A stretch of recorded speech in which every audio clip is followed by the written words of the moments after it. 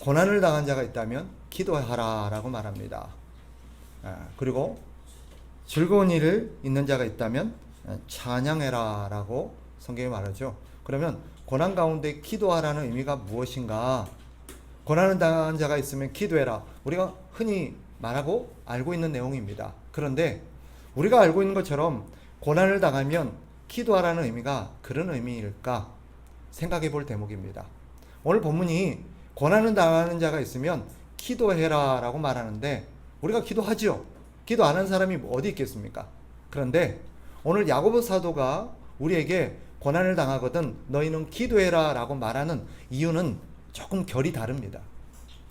우리는 본능적으로 고난을 당하면 기도하죠. 그런데 기도하는 그 이유와 내용이 무엇입니까? 주로 뭘 위해 기도하죠? 빨리 이 고난이 해결되도록, 빨리 이 고난을 벗어날 수 있도록, 이 고난의 문제가 빨리 사라질 수 있도록 우리는 기도합니다. 그리고 대부분 그렇게 기도하고 있습니다. 그런데 여기서 두 가지를 우리는 짚고 넘어가야 돼요. 기도가 뭐죠? 기도가 뭡니까? 기도는 단순히 우리의 소원을 하나님 앞에 아뢰는 것이 아닙니다. 성경이 가르치는 기도는 뭐냐? 기도라는 것은 나의 상황 속에서 하나님을 생각하고 하나님의 은혜 안에서 나의 상황을 새롭게 들여다보는 시간입니다. 즉 쉽게 말하면 우리가 기도한다는 것, 기도라는 것은 하나님 안에서 내 상황을 해석하는 것이고 하나님 안에서 내 상황을 바라보는 눈을 갖는 시간이라는 뜻입니다. 우리는 지금껏 기도하면 어떤 생각으로 기도합니까? 내 문제를 하나님 앞에 아뢰어서 하나님이 이 문제를 해결해 주시도록 구하는 것으로 이해를 합니다. 그런데 성경이 말하는 기도는 조금 결이 다릅니다. 기도가 무엇이냐? 하나님의 눈으로 내 시각, 내 상황을 바라보는 시간입니다. 하나님의 시각으로 내 문제를 해석하는 시간입니다. 그래서 다시 고난을 당했을 때 기도하라는 의미는 무엇이겠습니까? 우리의 시각으로 한다면 이 고난이 닥쳤을 때 하나님 이 고난 좀 빨리 해결해 주세요. 이 문제 좀 빨리 어떻게 해결하도록 도와주세요 하는 것이 우리 기도에 대한 시각입니다. 그런데 성경에 근거해서 기도를 한다면 고난이 닥쳤을 때 기도해라 라는 의미는 무엇입니까? 이 고난이 당한 이 상황을 하나님의 눈으로 바라볼 수 있는 그런 시간을 갖는다는 의미입니다. 즉 하나님이 우리에게 기도해라 라고 말씀하시죠. 그죠? 기도는 명령입니다. 근데 이런 맥락에서 너희가 고난당했을 때 기도해라 라는 의미는 무엇이겠어요? 네 상황을 네 생각과 네 어떤 태도로 나에게 해결해 달라고 구하지 말고 네 문제를 갖고 하나님 앞에 나와서 내 앞에 나와서 이 문제가 하나님의 시각에서 어떤 의미를 갖고 있는지 좀 생각하는 시간을 가지라는 뜻입니다. 그리고 네 문제를 가지고 빨리 해결해 달라고만 하지 말고 이 문제가 하나님께서 이 문제를 통해서 무엇을 원하시고 이 문제를 통해서 우리에게 기대하시는 하나님의 뜻이 무엇인지를 해석하는 시간을 가지라는 뜻입니다. 이게 고난 속에서 기도하라는 하나님의 의도입니다. 그러니 우리는 하나님의 은혜 안에서 기도를 하게 되면 무슨 일이 일어납니까? 처음에 우리가 하나님 앞에 나가서 기도할 때는 하나님 이 문제를 빨리 해결해 주세요. 이 문제를 빨리 좀 치워주세요 라고 기도를 시작합니다. 그죠? 그러나 지나고 나면 우리의 기도는 어떻게 달라집니까?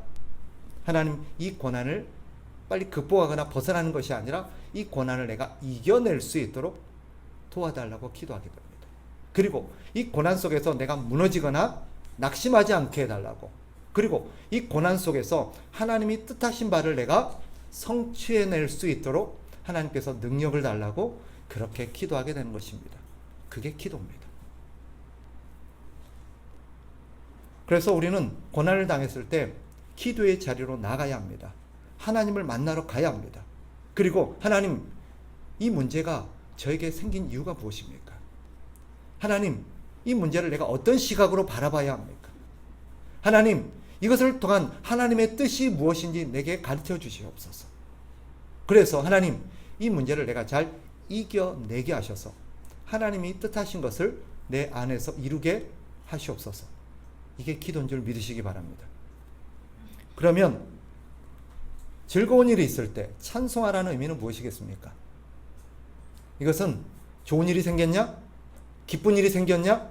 그러면 즐거운 마음으로 노래해라, 그런 뜻이 아닙니다.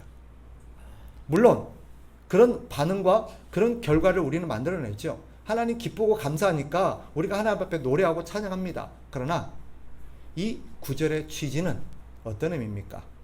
그것은 너에게 즐거운 일이 생기고 좋은 일이 생기면 그저 단순히 노래하라는 게 아니라 흥얼거리라는 게 아니라 이것을 주신 하나님 앞에 감사라는 뜻입니다.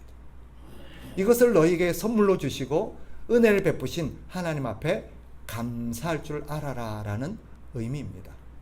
그러니 우리가 살아가면서 견지해야 될 중요한 삶의 두 가지 태도를 가르칩니다. 우리 인생에는 두 가지가 항상 반복되죠.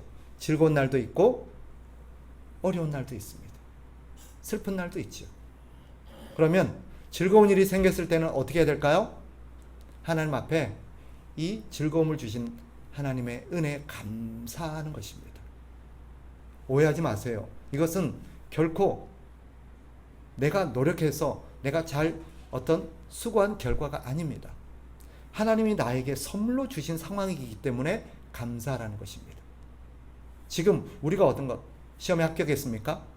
우리는 생각합니다. 내가 얼마나 열심히 공부하고 내가 열심히 노력했는데, 그러니 내가 수고한 것에 대해서 내가 그 열매를 얻었구나. 물론 우리는 그런 생각을 하죠. 하나님이 도와주셨다, 그런 생각을 하죠. 그러나 더 깊이 들어가면 하나님이 도와주셨을 뿐만 아니라 하나님이 이 결과를 만들어 주셨습니다. 공부할 수 있는 건강 주셨지요. 그리고 그 모든 필요한 것들을 제공해 주셨지요. 그리고 무엇보다도 우리에게 지혜를 주셨습니다. 그리고 기회를 주셨고요. 그리고 이 모든 것들을 끝까지 완주해낼 수 있는 우리의 태도들을 견지하거나 이 모든 상황들을 조성해 주신 분이 하나님이신 줄 믿으시기 바랍니다. 그러니 좋은 일이 생기면 이게 하나님 덕분입니다, 하나님께서 주신 선물입니다라고 감사라는 것이 찬송하라는 뜻입니다. 그런데 오늘 본문에 한 가지 더 주목할 점이 있어요. 슬픈 날이 있거나 고난을 당하면 뭐 하라고요? 기도하라고 했습니다. 그죠? 좋은 일이 있을 때는 하나님 앞에 감사하시고, 슬픈 일이 있으면 이 슬픈 문제를 가지고 하나님 앞에 나가서 기도하라고 말합니다. 그런데 오늘 본문을 보면 기도할 때 보세요. 뭐라고 말합니까? 자, 14절로 가봅시다. 같이 한번 읽어볼까요? 시작. 너희 중에 병든 자가 있느냐? 그는 교회의 장로들을 청할 것이요 그들은 주의 이름으로 기름을 바르며 그를 위하여 기도할지니라. 오늘 본문을 보면 우리에게 슬픈 일이 생겼어요. 병이 걸렸어요. 병이 찾아왔어요. 병이 찾아오면 우리는 어떻게 해야 됩니까? 성경이 뭐라고 했어요? 기도하라고 했습니다. 기도하라고 했습니다. 여러분 혹시나 병이 찾아오시면 기도하십시오. 그런데 한 가지, 하나님께서 뭐라고 우리에게 말하냐면 기도하되 장로들을 청해서 기도해라 라고 말합니다. 왜 그럴까요? 장로들을 청해서 기도하라는 의미가 무엇이겠습니까? 이것은 어떤 사람들은 오해합니다. 장로님의 기도발이 더 세니까 다른 성도가 기도하는 것보다 장로님들이 기도하면 훨씬 하나님이 더 잘 들어주시고 장로들의 믿음이 더 좋으니까 장로들을 초청해서 기도하면 병이 빨리 낫는다, 이렇게 이해하는 분들이 있습니다. 결코 아닙니다. 그런 의미가 아닙니다. 그러면 장로님들을 초대해서 기도하라라는 의미가 무엇일까요? 이 장로는 교회를 대표하는 사람들입니다. 지금으로 따지면 교회를 대표하는 사람이 목사지만 그 시대는 목사도 다 뭐라고 불렀을까요? 장로라고 불렀습니다. 그래서 당시에는 두 가지의 장로가 있었습니다. 첫째는 가르치는 장로입니다. 성경에 나옵니다. 말씀을 가르치는 장로. 그 다음에 어떤 장로가 있을까요? 교회를 다스리는 장로가 있었습니다. 치리하는 장로입니다. 둘 다 장로입니다. 근데 오늘날 이 가르치는 장로를 목사라고 부르고 교회를 돌보고 또 치리하는 장로를 우리가 흔히 장로라고 부릅니다. 여기서 본문에 말하는 장로는 교회를 대표하는 사람을 말하는 것입니다. 즉 교회를 대표하는 사람들을 초대하라, 불러서 기도하라는 의미는 무엇입니까? 온 교회가 이 문제를 가지고 함께 기도하라는 뜻입니다. 한 성도가 병이 걸렸습니다. 그러면 개인의 문제가 아닙니다. 이것은 공동체의 문제로 공동체가 인식해야 된다는 뜻입니다. 한 성도가 병에 걸렸으면 그 성도가 기도해야 되는 건 당연한 부분입니다. 본인이 기도해야겠죠. 하나님 앞에 나가서 이 문제를 가지고 하나님, 나에게 병을 주신 이유가 무엇입니까? 내가 이 병을 어떻게 이해해야 합니까? 이 병을 통해서 하나님께서 이루고자 하는 뜻이 무엇입니까? 하나님 앞에서 우리가 이 문제를 갖고 씨름하면서 하나님 안에서 이 문제를 해석해내는 시간을 가져야 합니다. 그런데 성도에게 고난이 찾아오면 그 성도 한 사람만의 문제가 아니라 이것을 온 공동체의 문제로 이해해서 공동체가 함께 기도하라는 뜻입니다. 그래서 그 대표되는 사람을 불러서 이 문제와 함께 기도해라 라는 의미가 장로를 초대해서 기도하라는 뜻입니다. 그러니 사랑하는 성도 여러분, 우리 가운데 어려움이 생기면 내 한 사람의 문제로 끝나서는 안 됩니다. 성도는 내게 어려운 문제가 생기고 질병이 찾아오거나 근심과 걱정의 문제가 생기거나 그러면 어떻게 해야 될까요? 하나님 앞에 나가서 기도해야 되죠. 그러나 기도할 뿐만 아니라 다른 교회 지체들에게 알려서 이것을 위해서 함께 기도해 주도록 부탁을 해야 합니다. 그러면 교회는 이 문제에 대해서 책임감을 가지고 함께 기도해야 합니다. 오늘날 교회 문제가 무엇입니까? 교회가 너무 크다 보면 한계가 있긴 합니다. 정말 중차대한 문제나 어떤 중요한 어떤 요직에 있는 그런 직분에 있는 사람이 아니면 교회에서 공동체적으로 기도하기가 쉽지 않습니다. 그러나 성경이 말하는 건 무엇입니까? 한 성도의 문제는 공동체의 문제로 이해를 하라는 거예요. 그래서 그를 위해서 교회가 함께 합심해서 기도해라라는 것입니다. 그러면 하나님께서 그 기도를 들으시겠다라고 말합니다. 그래서 혼자 기도하는 것보다 함께 기도하는 것이 훨씬 능력이 있다는 것이 그런 의도임을 여러분이 기억하시기 바랍니다. 여러분도 기도하시고 그 문제를 교회에 알려서 교회가 함께 기도할 수 있도록 여러분들이 기도 부탁을 해야 합니다. 우리 교회 같은 경우는 여러분의 기도 제목을 올려면 금요일날 그 문제를 가지고 함께 기도합니다. 그러니 저한테 연락을 하시든 밴드에다가 기도 요청을 올리든 좋습니다. 아니면 여러분이 섬기는 각 조의 조장이나 이를 통해서 기도를 올리셔도 좋습니다. 어쨌든 내 문제를 함께 교회에다가 기도를 부탁해서 이 문제를 가지고 함께 우리가 기도해야 될 줄 압니다. 그런데 한 가지 더 눈여겨볼 게 있어요. 오늘 본문을 보면 이 병을 위해서 기도할 때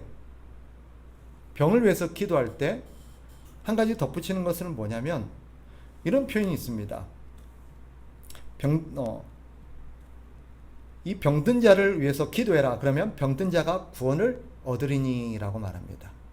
그래서 우리는 이 본문의 이 병을 단순한 육신의 어떤 감기나 암이나 어떤 질병으로 이해를 하는데 사실은 오늘 본문의 이 병이 갖고 있는 의미는 또 하나의 의미가 있습니다. 그게 뭐냐면 죄를 의미합니다. 오늘 본문에 보면 너희가 기도해라. 그러면 죄를 범하였을지라도 사심을 얻으리라 라고 15절에서 말하고 있죠.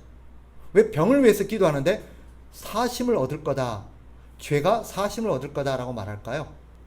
여기는 당시 좀 시대 배경이 필요합니다. 그 당시에는 어떤 사람이 교회 성도들 가운데 병이 걸리면 어떻게 이해를 했느냐, 하나님 앞에 죄를 지어서 하나님이 그 사람에게 벌을 주셔서 그 사람이 병을 앓는다라고 생각을 했습니다. 그러니 어떤 성도가 병에 걸리면 당시 사람들은 어떻게 생각했어요? 저 사람 뭔가 죄를 지었구나. 그래서 하나님 앞에 지금 벌을 받고 있구나. 이런 인식이 있었습니다. 근데 또 한 가지, 실제로 성경의 사례를 보면 하나님께서 많은 경우 성도가 믿음 생활을 제대로 하지 않는다거나 어떤 하나님 앞에 죄를 범했을 때 하나님이 그 사람을 뭘로 다스렸을까요? 병으로 다스렸습니다. 실제로 하나님이 그 죄의 결과로 병을 주시곤 했습니다. 성경에 여러 경우가 나옵니다. 고린도 교회 같은 경우는 하나님께서 그 사람에게 벌을 내리사 병을 통해서 죽음에 이르게 하시는 경우도 있었습니다. 즉 죽을 병에 걸리게 하시는 경우도 있었고, 또 그 병을 한동안 앓음으로써 공동체가 그 병을 위하여 함께 기도하는 그런 시간을 갖게 하기도 했습니다. 그러니 오늘 본문에 병든 자가 있으면 기도해라 라는 의미는 단순한 병만의 문제가 아니라 그 사람이 어떤 잘못을 했거나 죄를 지었을 때도 우리가 그 사람을 위해서 함께 기도해서 하나님이 그 사람을 용서해 주시도록 기도하라는 의미가 담겨 있습니다. 이것은 오늘 우리에게 시사하는 바가 커요. 많은 사람이 잘못을 합니다. 그러면 회개 기도를 누가 하죠? 누가 합니까? 본인이 하죠. 근데 문제는 뭐예요? 본인만 합니다. 예를 들어서 제가 어떤 잘못을 했다고 칩시다. 그럼 하나님 앞에 용서를 구하죠. 하나님 용서해 주세요. 그런데 이 문제를 하나님 앞에 용서해 달라고 나만 기도하지 다른 사람이 기도하지는 않습니다. 근데 이건 성경적이지 않아요. 오늘 본문에 근거하면 다른 사람이 어떤 잘못으로 인해서 병이 걸렸던, 어떤 잘못으로 인해서 고난 가운데 있던, 아니면 어떤 잘못으로 인해서 다른 사람에게 손가락질을 받는 상황에 있던 그 사람은 그 문제를 가지고 하나님 앞에 나아가서 기도해야 합니다. 그런데 본인만 기도할 게 아니라 어떻게 해야 돼요? 성도들, 다른 교회가 장로들을 초대해서 장로들이 함께 기도해야 합니다. 하나님, 이 성도의 죄를 용서해 주시옵소서. 이게 성경적입니다. 그래서 하나님의 용서를 위해서 그 본인뿐만 아니라 온 교회 성도가 함께 그 사람의 죄를 용서해 달라고 기도해야 합니다. 그리고 하나님께서 그 죄를 용서받는 열쇠를 어디에 두셨을까요? 교회에 주셨습니다. 그래서 초대교회는 온 교회가 그 사람의 죄 용서를 위해서 함께 기도하지 않으면 하나님께서 용서해 주시지 않는다고 믿었습니다.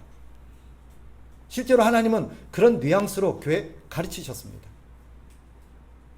성도의 죄를 위해서 온 교회가 함께 기도해라. 이 말은 우리에게 시사하는 바가 큽니다. 여러분, 저를 보세요. 어떤 성도가 잘못으로 인해서 고난을 당하고 있다 칩시다. 병에 걸렸다고 칩시다. 그런데 단순히 누구나 병에 걸릴 수 있습니다. 그런데 문제는 뭐예요?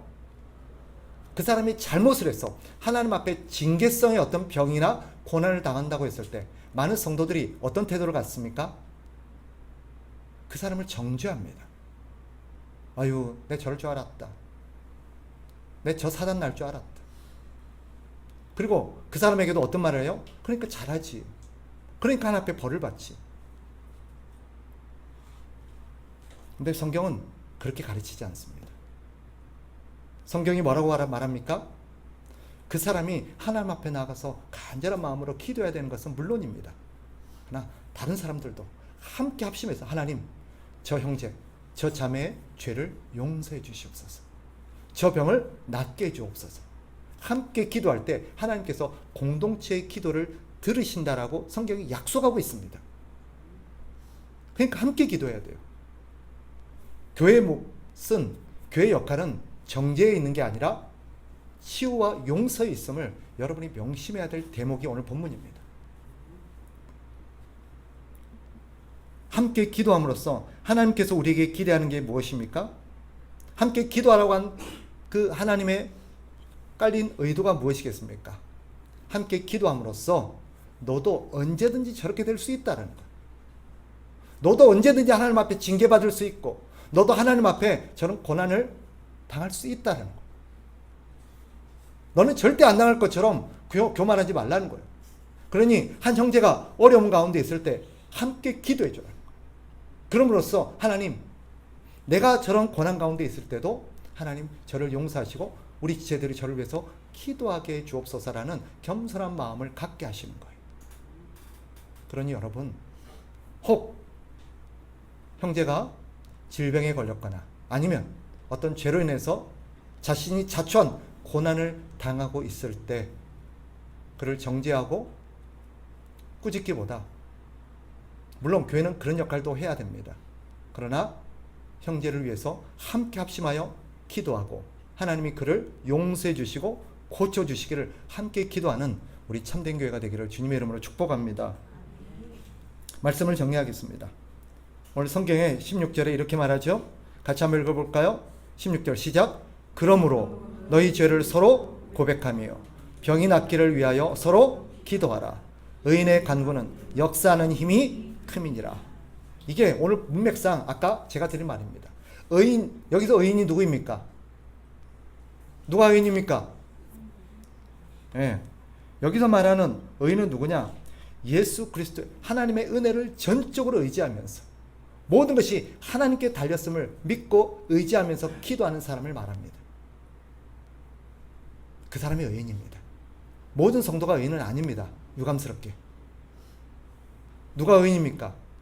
우리 가운데 진짜 모든 것이 하나님께 달려있음을 믿는 사람이 있습니다.